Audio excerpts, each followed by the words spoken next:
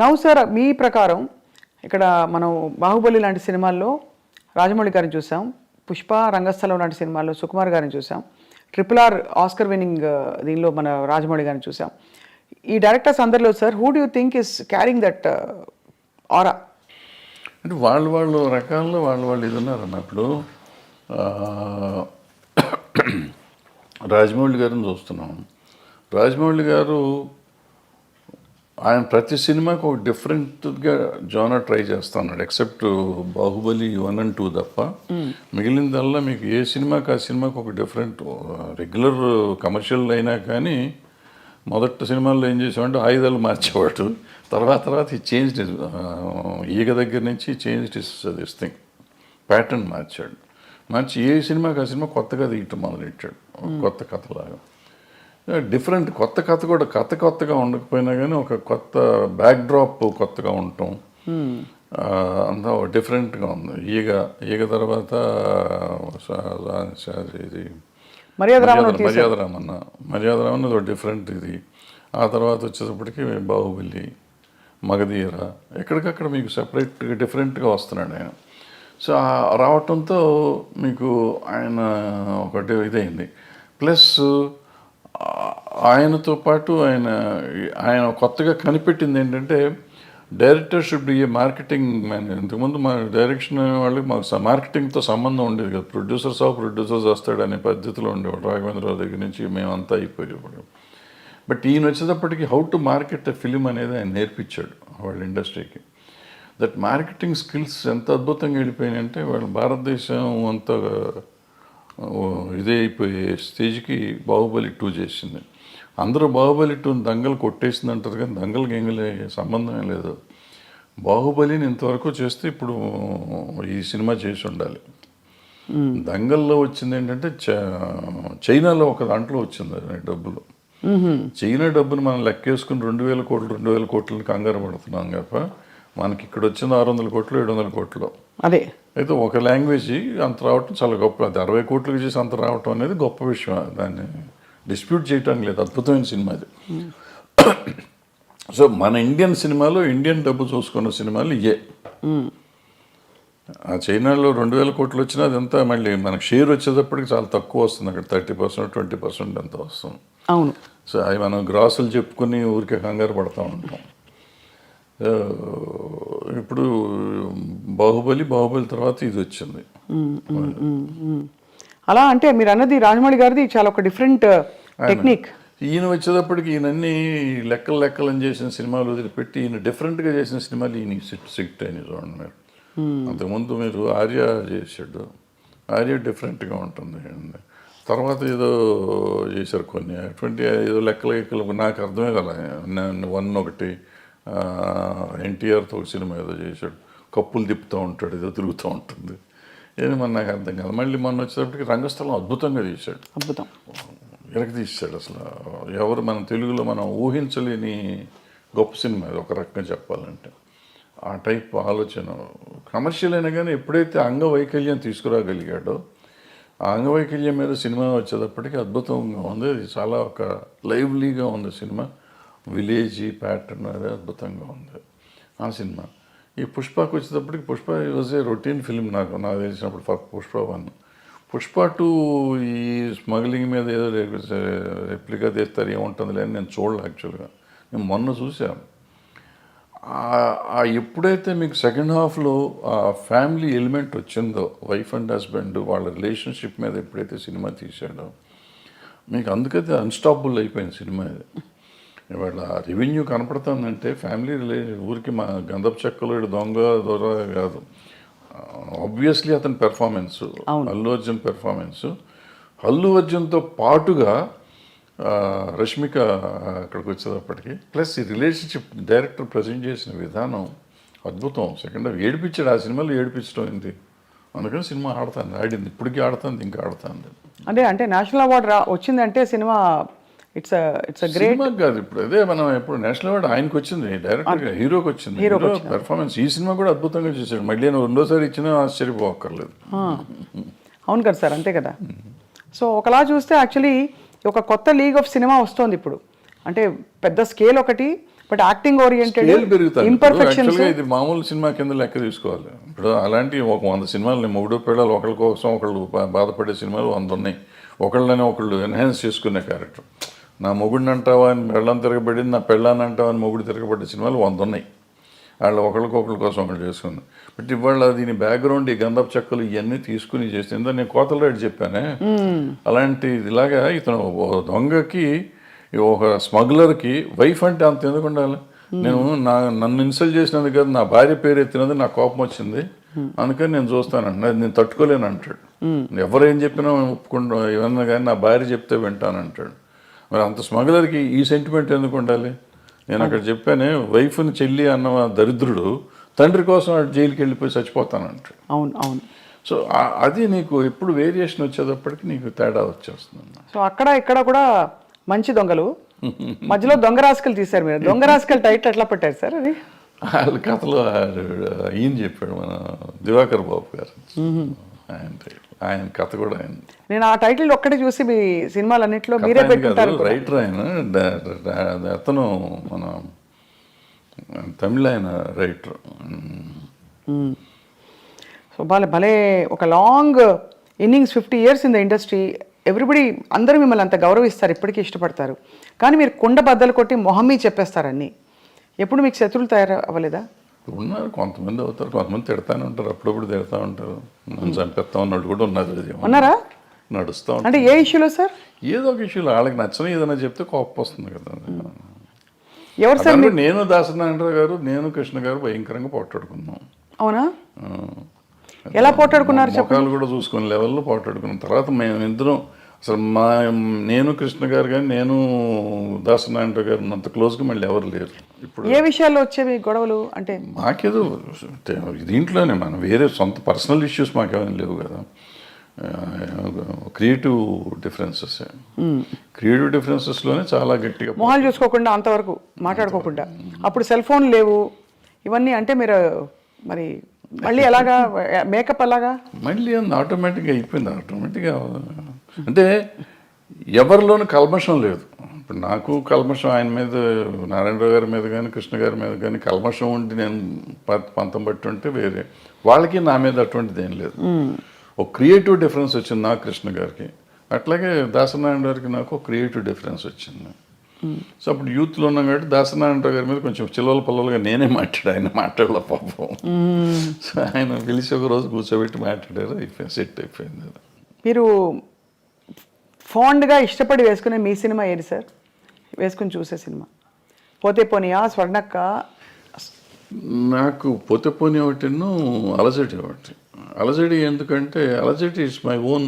ఎక్కువ సినిమాలు డైలాగులు కూడా మేము కాలేజ్లో జరిగిన సీన్స్ ఇవన్నీ ఎక్కువగా, నా కాలేజ్ డేస్ మొత్తం అంతా అది.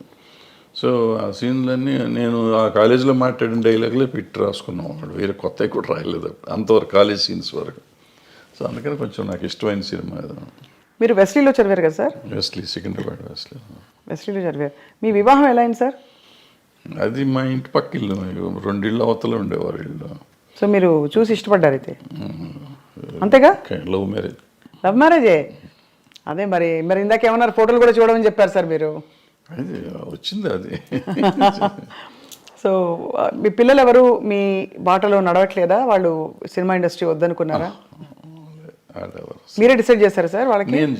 నేను సినిమాలు చూడమంటే సినిమాలు కూడా చూడరు. చూడరా?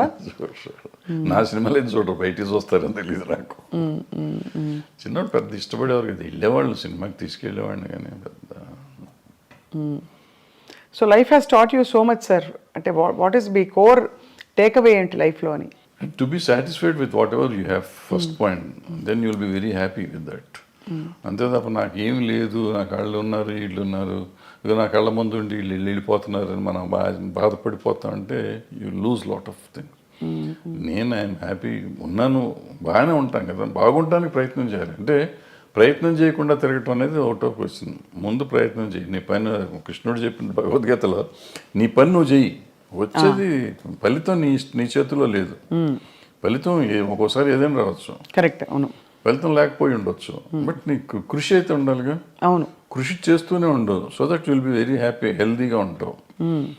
Ultimate result is not yours, వచ్చినప్పుడు వస్తుంది. దేవుడిని నమ్ముతారా సార్ మీరు? నేను నమ్మను. మరి కృష్ణుడు దేవుడు కాదా? అంటే ఆయన చెప్పిన భగవద్గీత నమ్ముతారు మీరు? ఏదైనా నమ్మటం అనేది ఏముందమ్మా దీంట్లో? ఆయన చెప్పింది ఇప్పుడు అందరూ ప్రపంచం అంతా నమ్ముతుంది కదా భగవద్గీతని. అందులో ఆయన చెప్పింది నేను చెప్తున్నాను. కానీ మీరు నేను చెప్పటం కదా, నేను ఏదో ఇదేం కాదు, అదే కదా అంటారు మన లైఫ్, జీవనసారం అంటారే. జీవనసారం అంతకంటే ఏముంది? మనం చేయాల్సింది చేయకుండా నాకు లేదు. ఇప్పుడు మనం చాలామంది సినిమా ఇండస్ట్రీలో ఉన్నాడు అంటారు, నాకు సినిమా ఇండస్ట్రీ నేను ఎవడు రమ్మన్నాడు? నువ్వు యూ చూస్ యువర్ సెల్ఫ్. మీరు ఇక్కడికి వచ్చి దీన్ని కావాలని కోరుకుని ఏదో ఇస్తారంటే నువ్వు సాధించాలి. వాళ్ళు చిరంజీవి గారు, ఎన్టీ రామారావు గారు, నాగేశ్వరరావు గారు వీళ్ళంతా సాధించి వాళ్ళు గొప్పవాళ్ళు అయ్యారు. చాలా కష్టపడి ఉంటారు కదా సార్. ఇంత వాళ్ళలాగా వాళ్ళు వచ్చేసింది, వాళ్ళకి అంత వచ్చింది నాకెందుకు రాలేదంటే వాళ్ళలాగా నువ్వు ఏమైనా చేసావా? నువ్వు చేయలా. నువ్వు చేస్తే నీ పరిధికి ఎంత ఉందో అంత పరిధి నీకు వస్తానే ఉంది. నీ టాలెంట్కి సంబంధించి ఇప్పుడు నేను సినిమాల్లో 1 వేషం వేసి ప్రకాష్ రాజ్కి అంత ఇచ్చేస్తున్నారు, ఆడ పెట్టుకుని నన్ను ఎందుకు పెట్టుకోలేదంటే నాకు పర్సనాలిటీ ఉంది కదా. ఆయన యాక్టరు, ఇవాళ దేశాన్ని ప్రపంచంలోనే ఆయన పేరు చెప్పుకునే అంత గొప్ప యాక్టర్ అతను. అవును. అతనిలాగా నేనున్నాను, ఒడ్డు పొడుగున్నాను, డైరెక్ట్ చేశాను, 2 సినిమాలు యాక్ట్ చేశాను, ఆయన పెట్టుకుంటారు నన్ను పెట్టుకోరని ఏడిస్తే నా ఆరోగ్యం చెడతాం తప్ప ఏం రాదు, పోదు, నాకేం రాదు. సో దిస్ కంపారిజన్ కానీ లేదంటే అసలు మనం వేరే కానీ ఆలోచించకుండా మనం చేయాల్సింది చేసుకుంటూ పోతూనే ఉండాలి. వచ్చినప్పుడు వస్తుంది. సార్, తెలుగు ఫిల్మ్ ఛాంబర్ ప్రెసిడెంట్గా మీరు వ్యవహరించారు. మూవీ ఆర్టిస్ట్ అసోసియేషన్లో మూవీ ఆర్టిస్ట్ మెంబర్ కూడా కాదు, అంటే కాదు, బట్ జరుగుతున్న మార్పులు పరిణామాలు, ఆర్ యూ సాటిస్ఫైడ్ అంటే ఒక as a senior film technician? అంటే బేసిక్గా మనం అసలు మూవీ ఆర్టిస్ట్ అసోసియేషన్ అనే దాని గురించి పెద్దగా ఎక్కువ మాట్లాడుకోవటం అవసరం లేదు. ఎందుకంటే కంటే ఒక 800 మంది మెంబర్స్ దాంట్లో 200 మంది అసలు వాళ్ళు ఉన్నారో లేరో వాళ్ళకే తెలియదు. కానీ అంత ఢిల్లీ ఎలక్షన్ లెవెల్లో చేస్తారు కదా సార్, దాని ఊరికి చేసుకుంటారు వీళ్ళు, చేస్తారో అనవసరం, చేయాల్సిన అవసరం లేదు. అది ఈవెన్ ఛాంబర్ ఎలక్షన్ కూడా నేను మొన్న లాస్ట్ బిఫోర్ ఇయర్ ఎప్పుడు జరిగితే ఎందుకు చేస్తున్నారంటే దాన్ని పోయే కాలం వచ్చిందని తిట్టొచ్చారు, మీడియా ముందే తిట్టొచ్చాను ఆ రోజు.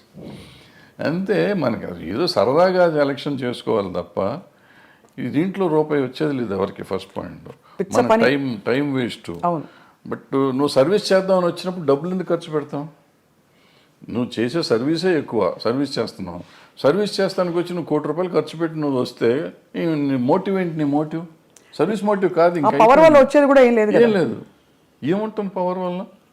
మ్యాక్సిమం ఎప్పుడన్నా చీఫ్ మినిస్టర్ ఇంకోళ్ళు పిలిస్తే మీటింగులకు పిలిచినప్పుడు వెళ్ళి కూర్చుంటే ఏమిస్తారు అక్కడ, అటుకులను జీడిపప్పు ఇస్తారు, అంతే, ఒక కప్పు కాఫీ ఇస్తారు.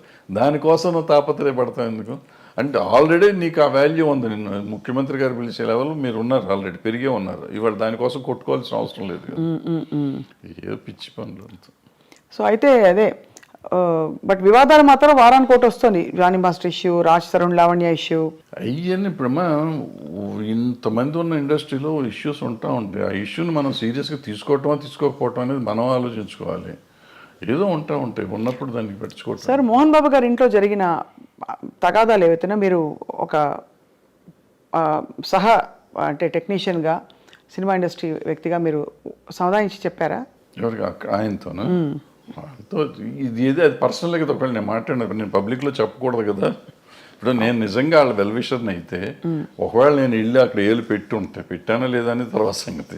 పెట్టుంటే అక్కడ ఏం జరిగింది ఇక్కడికి వచ్చి ఏం జరిగింది కాదు సార్, బట్ అసలు అంటే అది బాగా బహిరంగంగా అయిపోయింది కదా, వాళ్ళే మీడియాకి వచ్చారు.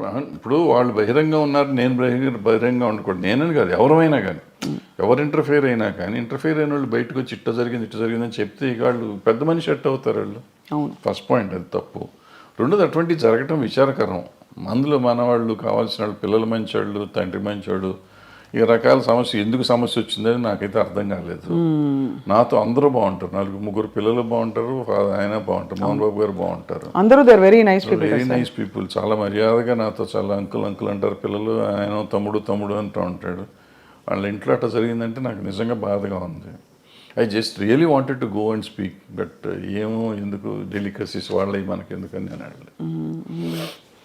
మొత్తానికి సార్ అయితే ఇప్పుడు అంటే there is a lot of turmoil going on around అనిపిస్తుంది సమాజం చూస్తుంటేనే. అది అన్ని చోట్ల ఉందమ్మా. సమాజంలోని తేడా వచ్చేసింది. అది ఎందుకు వచ్చింది అంటే మార్పు ఇప్పుడు మానవతా విలువలు అనేవి పోయినాయి చాలా చోట్ల. మనం విలువల గురించి మాట్లాడతాం కానీ విలువలే లేవు ఇప్పుడు. ఇంతకుముందు అనుకున్నాం శీలం అనేది విలువ, ఆత్మీయతలు, మన సంబంధాలు, మానవతా సంబంధాలు విలువలు ఉండేవి. ఇప్పుడు అవన్నీ పోయినాయి. ఏదో ఉంటున్నాం, అందరం కమర్షియల్ అయిపోయాం. ఆ కమర్షియల్లో ఉన్న దాంట్లో ఇవన్నీ వాల్యూస్ లేవు కదా. వాల్యూ అనేది ఉంటే కదా. కొన్నిసార్లు వాల్యూ కోసం మనం అన్ని పోగొట్టుకునే కథలు చాలా ఉన్నాయి. గౌరవం కోసం అన్ని చేయాలి అని చెప్పి, అటువంటిది ఇప్పుడు గౌరవం లేదు, తొక్కలేదు. అందుకే ఒక ఫుల్ఫిల్మెంట్ రావట్లేదు జీవితంలో కదా. ఇప్పుడు ఇందాక చెప్పిన పుష్ప కథ కానీ లేకపోతే మా కొత్త లేడు కథ కానీ అదే ఫుల్ఫిల్మెంటు. వాళ్ళ భార్య కోసం భర్త, భర్త కోసం భార్య, తండ్రి కోసం కొడుకు అని ఇవన్నీ. అయితే భగవత్ కేసరిలో కూతురు కోసం తండ్రి, తండ్రి కోసం కూతురు, ఈ మానవతా విలువలు అంటే వాటి కోసం అది ఎంత కమర్షియల్గా చేసినా కానీ మనం ఇవాళకి ఫీల్ అయ్యి సినిమాలు చూస్తున్నాం. బట్ దానికి వాల్యూ ఉంది. బట్ ఆ వాల్యూ మన జీవితంలో ఇవ్వలేకపోతున్నాం. సినిమాల్లో చూసి మనం సినిమా ప్రొడ్యూసర్కి డబ్బులు ఇస్తున్నాం కానీ మన జీవితంలో మన తల్లిదండ్రులకు కానీ మన భార్య పిల్లలకు కానీ మనం ఆ సుఖం అన్నదమ్ములకు కానీ అక్క చెల్లెళ్ళకి కానీ మనం ఆ ఫీలింగ్ ఇవ్వలేకపోతున్నాం. ఆ సమాజంలో వచ్చిన మార్పులో మనలో వచ్చింది. మనం ఇన్ని మాటలు చెప్తున్న మన పిల్లలతో మాట్లాడటానికి మనకు టైం లేదు, మన తల్లిదండ్రులతో మాట్లాడటానికి మనకు టైం లేదు, అక్క చెల్లెలతో మాట్లాడటానికి టైం లేదు, భార్యతో మాట్లాడటానికి టైం లేదు. Are we avoid. ఒకవేళ టైం ఉన్నా కానీ ఎందుకో మనకు సాధ్యమైనంత వరకు దూరంగా ఉండటానికి ప్రయత్నం చేస్తున్నాం. ఇంకా విలువలు ఎక్కడి నుంచి వస్తాయి? విలువల గురించి మాట్లాడే నైతిక హక్కు ఎక్కడ ఉంది ఎవరికైనా? Very true sir. బహుశా కొంతవరకు సినిమా ప్రభావితం చేస్తుంది ఈ విషయాలని. బహుశా అలాంటి కథలు వచ్చేసి క్లిక్ అయిపోతే ఆడియన్స్తో తప్పకుండా, ఎందుకంటే ఇంత పెద్ద పెద్ద సినిమాలు, ఇంత మార్పులు తెచ్చిన సినిమాలు మనుషుల్లో సమాజంలో ఉన్నాయి. చెడు ప్రభావం చూపించిన సినిమాలు కూడా కొంత ఎంతో అంతో ఉండుంటాయి. నిజం చెప్పాలంటే నేను పుష్ప 2 చూడకూడదు అనుకున్నా. ఎందుకంటే బయట చెప్పిన మాటలు అదేదో ఆ షెకావత్ మీద ఉచ్చబోస్తాడు ఇటువంటి అన్ని విని ఇటువంటి పిచ్చి సినిమాలు చూడాలా మనం ఎందుకు అని చెప్పి చూడాలి. ఎందుకో చూద్దామని మనం పెట్టుకున్న ఫస్ట్ హాఫ్లో నాకు చిరాకుగా ఉండింది. ఫస్ట్ హాఫ్ చూస్తానికి నాకు took me about 5 hours first half చూడటానికి. ఇంటర్వెల్లో వెళ్ళి మెల్లిగా భోంచేసి వచ్చి కూర్చున్నాం. మళ్ళీ సరే చూద్దాం వద్దా 10 నిమిషాలు ఆలోచించి పెట్టినా డోంట్ బిలీవ్, ఆ గంట 20 నిమిషాలు, గంట 40 నిమిషాలు ఉంది ఆ సినిమా. మొత్తం కంప్లీట్ చూసి ఐ వాజ్ క్రయింగ్ యాక్చువల్గా. అంటే అక్కడ నీకు లైఫ్ ఉంది, అంతకుముందు లైఫ్ లేదు. అంతా ఏదో సినిమాలు కమర్షియల్గా ఉండేదంతా తీసాడు ఆయన. ఇక్కడ జీవితం తీసాడు. ఆ భార్యాభర్తల అనుబంధాన్ని చూస్తే నాకు అసలు పిచ్చెక్కిపోయింది. ఆ అమ్మాయి కోసం ఇతను తప్పన కానీ వేరే సీన్లో ఆ అమ్మాయి వాళ్ళని చార్జ్ చేసిన సీన్ కానీ, తర్వాత ఆడబిడ్డ కోసం ఇతను వెళ్ళి ఫైటింగ్ చేస్తున్నాడు. అంటే వాడు అంత పెద్ద డాన్ లాంటి వాడు వెళ్ళి లైఫ్ను పోగొట్టుకుంటున్నాడు, డబ్బును పోగొట్టుకుంటున్నాడు. ఎన్ని పోయినా పర్లేదు నాకు పిల్లలు కాపాడితే చాలనే ఫీలింగ్ తెచ్చా. అంటే మనలో కూడా ఒక ఆవేశం తీసుకురాగలిగాడు. ఖచ్చితంగా సార్. ఏసే నా కొడుకు అనే ఫీలింగ్ ఉంది ఆ సినిమా చూస్తానంటే. వదిలిపెడతావేంట్రా నువ్వు అసలు అనే ఫీలింగ్ ఉండేది. ఆ దీనికి తీసుకెళ్ళారంటే మనలో ప్రతి మనిషిలోనూ అంత ఎమోషన్ తీసుకురాగలిగితే బాగుంటుంది. అవును, సినిమా డబ్బులు ఇచ్చి సినిమా చూడటం కాదు, సినిమాతో పాటు మనం నేర్చుకోవాల్సింది అది. మనం అది వదిలిపెట్టేస్తాం. దాంట్లో వాడు స్మగ్లింగ్ ఎలా చేశాడు, ఎలా దొంగతనం చేశాడు, ఎవరిని చంపాడు, ఎలా చంపాడు, అల్లు అర్జున్ కత్తితో కొట్టాడా చంపాడా, ఇది ఆలోచిస్తాం. అల్లు అర్జున్ అనే క్యారెక్టర్ రష్మిక అనే క్యారెక్టర్ని ఎంత బాగా ప్రేమించాడు, రష్మిక అనే క్యారెక్టర్ అల్లు అర్జున్ అనే క్యారెక్టర్ని ఎంత బాగా ప్రేమించింది, అంటే నా క్యారెక్టర్స్ ఒరిజినల్ని అనేది మనం ఆలోచిస్తున్నాం. Very very true sir. I think human values, relationships నిలబడ్డప్పుడే టోటల్ సక్సెస్ అని చెప్పచ్చు. సినిమాకి కావచ్చు, జీవితాల్లో కావచ్చు. కానీ భరద్వాజ్ గారు, మీరు మళ్ళీ వెబ్ సిరీస్ కానీ ఇంకా ఏమన్నా వెంచర్స్ కానీ, క్రియేటివ్ వెంచర్స్ చేసే అవకాశాలు ఉన్నాయా? ఏమన్నా వర్క్ చేస్తారా? నేను చెప్తున్నా కదా, నేను పని చేస్తూనే ఉంటా, ఖాళీగా ఏం లేను. ఏదో ఇటువంటి కథ రాసుకోవటం రైటమో చేస్తా ఉంటాను. మనకి అవకాశం కూడా రావాలి కదా. అవకాశం వస్తే చేస్తానికి రెడీగానే ఉన్నాం. బట్ నేను ఇందాక చెప్పినట్టు I keep on trying to do something. అవుతుందా అవదా నాకు తెలియదు. అయినప్పుడు అవుతుందా, అవ్వకపోతే కూడా నష్టం లేదు, అయితే లాభం లేదు. But you're always in the news, and everybody watches your videos. మీ వీడియోస్కి చాలా మంచి స్పందన చూశాను నేను. కాబట్టి పొలిటికల్ ఇష్యూస్ కావచ్చు, సినిమా ఇండస్ట్రీలో అవుతున్న అంశాలు కావచ్చు సార్, ఎప్పుడు మీరు ఏదో ఒక కొత్త విషయం చెప్తారు, లేదు పాత విషయం అయినా కొత్తగా చెప్తారని ఆశిస్తూ ఉంటాం, ఎదురు చూస్తూ ఉంటాం మీ దీనికోసం. సో అది సార్, చాలా ఆనెస్ట్ కాన్వర్జేషన్ సార్ ఇవాళ. ఇంత డీటెయిల్గా ఎప్పుడు మాట్లాడి నాకు తెలియదు, కానీ మీ సినిమాలో నేను నటించాననే ఒక చిన్న విషయాన్ని నేను ఇప్పుడు అందరికి పోతే పోనీ సినిమాలో చేసి చాలా ఎంజాయ్ చేశాను sir. Those few days of work. ఆ క్యారెక్టర్ కూడా నా రియల్ క్యారెక్టర్ కాబట్టి, జర్నలిస్ట్ క్యారెక్టరే కాబట్టి నాకు ఐ ఫెల్ట్ ఎట్ హోమ్. అది thanks for the opportunity sir. And తప్పకుండా మీతో టచ్లో ఉంటాం. అప్పుడప్పుడు ఏమన్నా ఉపద్రవాలు వచ్చినా, సునామీలు వచ్చినా వచ్చి మళ్ళీ మిమ్మల్ని పలకరిస్తాం. సునామీ ఎందుకు వచ్చింది భరద్వాజ్ గారు? Thank you sir. నమస్కారం. నమస్తే.